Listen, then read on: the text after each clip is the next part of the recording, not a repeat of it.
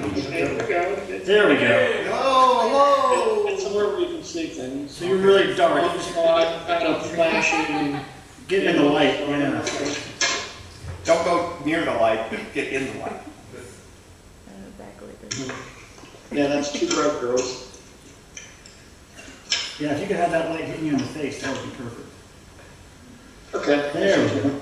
All right, so we'll have people come up one by one, but first I wanted you to meet Dan May, the guy that made this possible. Hi, Mark. I have to talk to Hi, Mark. My name's Dan May. It's nice to see you. And who's this young lady next to you? That's my oldest daughter, Wei, looking in over on the Oh, side. hi. How are you? Okay. And there's another one. Hello. Hi. Hi. Okay. Wow, this is great. It's all black now, though. We've lost her. Okay, there we are. What we're going to do is we'll ask you questions that are probably going to be too personal for you to answer, and then go from there. Does that work for you? Okay. Yeah. The first question that I have for you is a Devo question. Why were your hats multi-tiered? What? Why were your hats multi-tiered? Is there a reason for that? Yeah, it was to help. It was based on ancient Aztec temples, and we were, impressed with how well the Aztecs had done during their time, and wanted to recreate their recycling of orgone energy, and. Ow! What are you doing? It's turning out really well. Well, let's see. So, I'm going to hand over the microphone now to Tim Weiss. Okay. Take it away. How's it going, Mark? I have a 6-year-old standing on my calves. I see that. What were some of the inspirations for your artwork? It looks like some comic book inspiration and some of that there. Say that again. What were some of the inspirations for your artwork? Some of the artists you look. Nightmares. Nightmares. Nightmares? Fear that the evolution was real. Sounds. It kind of functions as a diary for me. So these images. So it's like they were just things that made me wake up at 4 in the morning, or sitting in traffic in Los Angeles and you're wondering why you're going where you're going, what was the purpose of it, things like that. Okay. Yeah, I noticed some inspiration too. Well, some of it looked kind of like noir cartoons, and some of it looked a little Warhol-ish and all of that. And just kind of wondered, who were some of your favorite artists you like to look at? Yeah, it's like I had 2 girls napping up until about 2 minutes ago. So you're competing with them as far as it's on the volume level, but yeah, when I was a kid, it's like Andy Warhol was kind of the first contemporary artist that really impressed me and caught my attention, and Jerry and the Bobs and I, we were very interested in the Dadaists, but also like the Italian Futurists and the Russian Suprematists and the Bauhaus movement. We loved all that stuff that was going on in Europe in the 20s and 30s, and there was kind of like there was a combination of like it was just a great time, I think, in the art world in general, it coming out of Europe, and there was like a lot of interesting thinking that ran the whole gamut from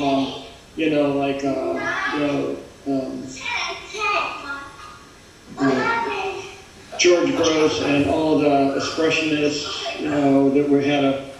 that were like foreseeing and then living through what was happening with Hitler, and all the artists that were labeled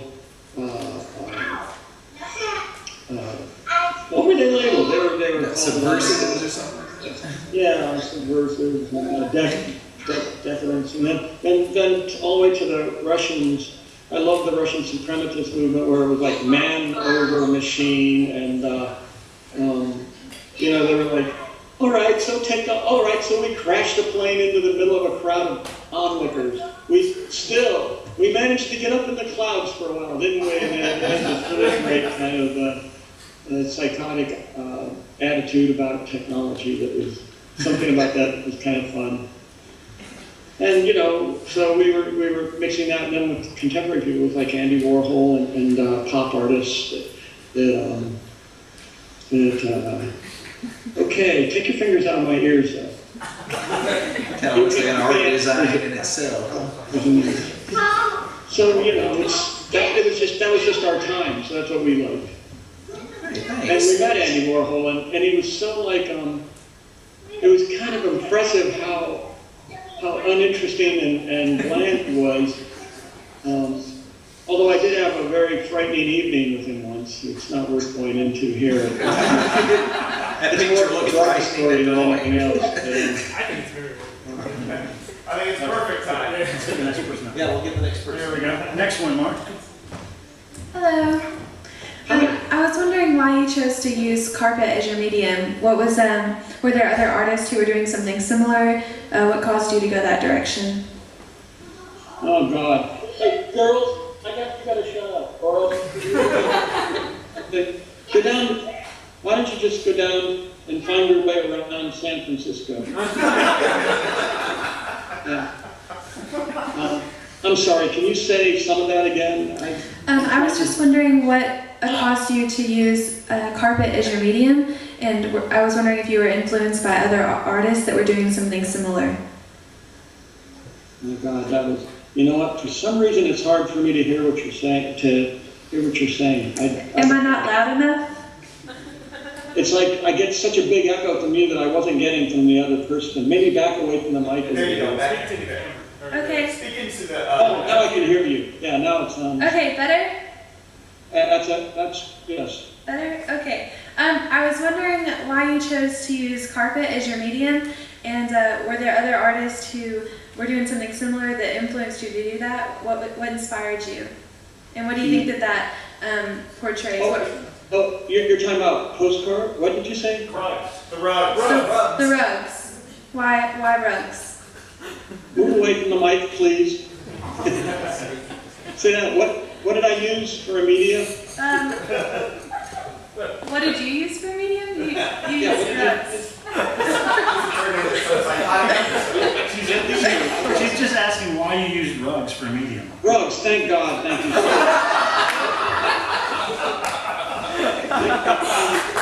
Mike Filmer. The electronic thing that's making the voice boom, and by the time it gets to me, it's intelligible. Rugs. I'll tell you. I made one for the front entrance of my building. It's like really not that interesting a story. My 6 and 9-year-old just left the hotel room. Okay, we're gonna walk towards the door. You watch him lose his kids.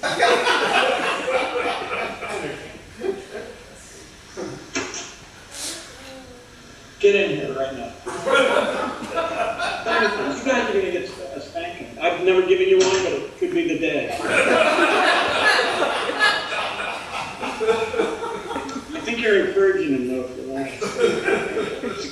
You have to act like you're really shocked, and the kids would be so... Oh, yeah, rugs. Anyhow, so the story, it's not like with some... I'll tell you what happened. I started a recording studio on Sunset Boulevard 15 years ago, and I designed this logo. I was kind of wanted it to look like it was an East European, like refrigerator appliance logo or something, you know. And I picked a name that in English it really didn't make a lot of sense, but you kind of could get a feeling it had something to do with music, but. So I had this logo, and I found a company. I don't know how I found it. I think it wasn't probably wasn't even online, it was probably just at some magazine or something. And they said they would make a custom rug of my logo. So I put it down at the front of my building and walked across it every day for like about 7 years before I finally said, I love this rug, but hey, I wonder if they can do other things other than logos. So I called them up, and it was these people, and I think they were in Kentucky at the time, and it was kind of like, yep, we can make anything. We make basketball rugs, we make football rugs. I go, well, could you make it out of, if I sent you an image, could you make my image into artwork, into a rug? And they go, yep, just send it to us anytime except football season. We're busy then. I sent them some images, and we had to go back and forth a few times until I started finding out what their computerized weaving machine. I mean, I know you thought. I know I'm bursting your image of this. You thought I sat in a little lazy boy in front of the TV with a couple knitting needles and made it.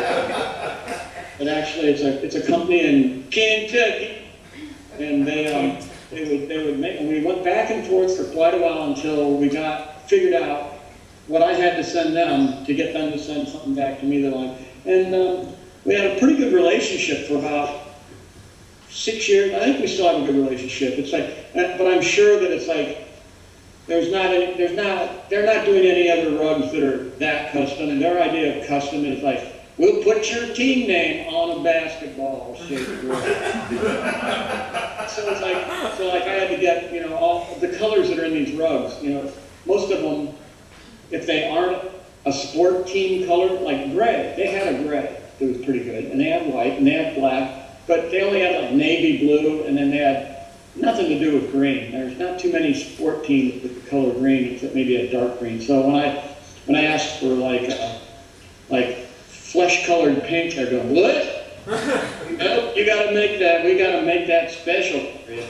So it's like, there are now at this place some bales of nylon that have been dyed flesh-colored pink, so that we can make. But the rugs were like, it was really kind of like saving my sanity for a while, because at the time I started doing them, I was just kind of, I have this thing where I'm some version of a workaholic. I don't really try to analyze it, but I do know that I have the problem with, all of a sudden, my wife will kick me. She'll say, it's been 5 years since we went on a vacation, and you haven't taken a single day off.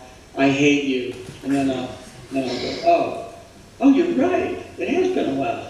And so, then we try and do something together.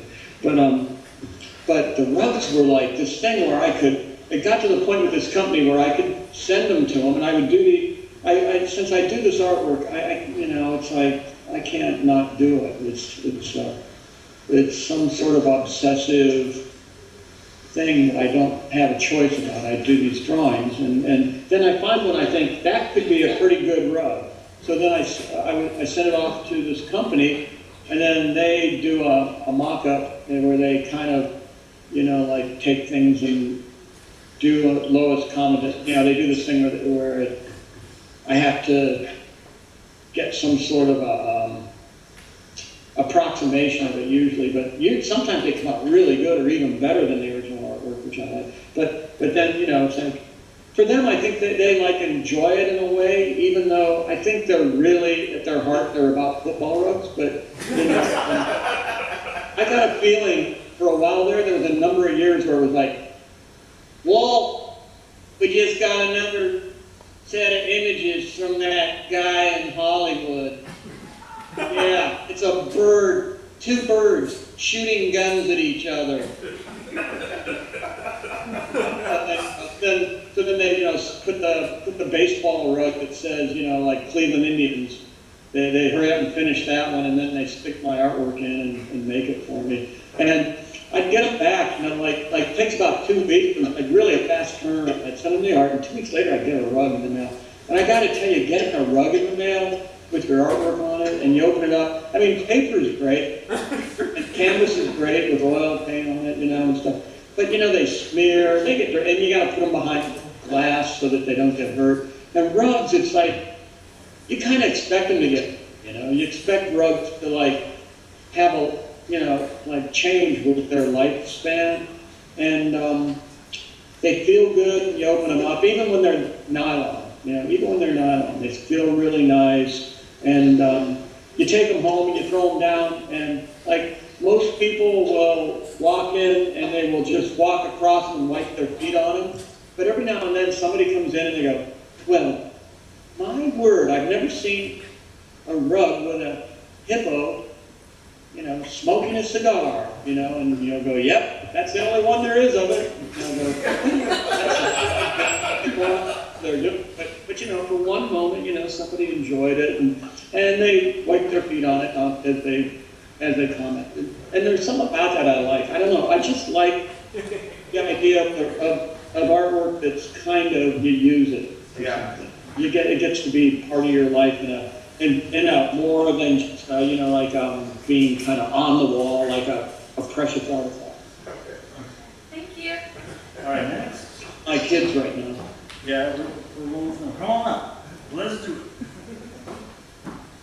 Uh-oh. All right. Do I talk to this? Talk to that. From here, much better. Oh, can you hear me good? Yes. Awesome. All right. My question is, are there ever any subliminal messages that you try to incorporate in your drawings done for Yo Gabba Gabba? Oh, you know what? I'm going to be totally honest with you.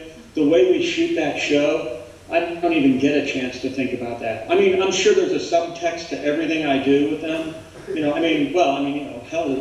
Heck, there's, potatoes, my kids are, there's potatoes fighting skateboards in one, and it's like, the images sometimes don't make sense in other ways.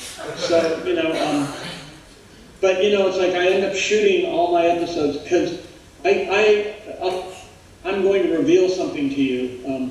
They pay me $5,000 a year to be on a season of that show. So that means it's like they've had 3 seasons so far. So I made $15,000 off that show. But they on the other hand, just before you don't have to feel like I'm the dumbest guy in town. I mean, on the other hand, it only takes me 1 or 2 days at the most to shoot a whole season, because they just set me up in a thing. I do drawing. It takes about an hour to do each episode at the most, and that's the news. That's it. So I love Yo Gabba Gabba. I wish they were making vinyl rubber characters, of the art teacher, but they don't. So you know what that makes me think? I'm going to put out my own Mark the art teacher toys, and they won't be able to do anything about it. And if they were, so there it is. We'll do our own version. We don't have to wait for Nickelodeon approval.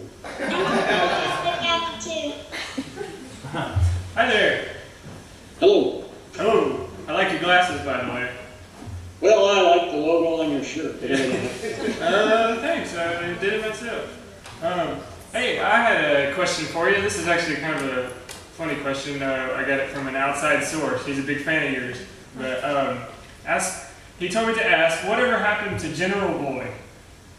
Oh, he got old. He's old. All right. I mean, what do you mean by that? Whatever happened to him? He's still alive. Oh, okay, good. I'll tell him. Let me give you some rapid fire ones. How about this? What was in the? He has prostate cancer, but he's doing well. Oh, okay. Yeah. Well, that's maybe taking it a little on the dark side there. that's a shame. Okay. What was your inspiration for Mongoloid? Akron, Ohio, the rubber factories, working on a factory line, real Mongoloids, Island of Lost Souls, the original one with Lon Chaney, and where there's the House of Pain, and I don't know. I think those were all inspirations. Okay. What was in those papers the Chinaman gave you? Oh yeah, what happened to those papers that Chinaman gave you? Were you surprised, Dad? Yes, now every man, woman, and mutant. Well, you know, it's like, we couldn't afford drugs back in the early 70s. So it's like, you know, we had to entertain ourselves. You know, we didn't like the bowl. Nobody had a Didn't band. like the bowl. No, nobody had a van, so we had to entertain ourselves. We couldn't afford drugs or anything else. So rubber masks and plastic masks went a long way. Yeah. And I think Chinaman, which actually stems from a pair of something called chop suey specs that you could buy at it was vaguely racist, maybe not even vaguely racist, maybe it was just plain old racist, but it was like something you could get. My Chinese daughters, I'll have to answer for it someday to them. Oh yeah, yeah. But it was something that Jerry liked to be Chinaman, and I liked to be Boogie Boy. I found this rubber baby mask. And so Chinaman was like the all-knowing Chinaman. He knew everything and knew the answers to everything.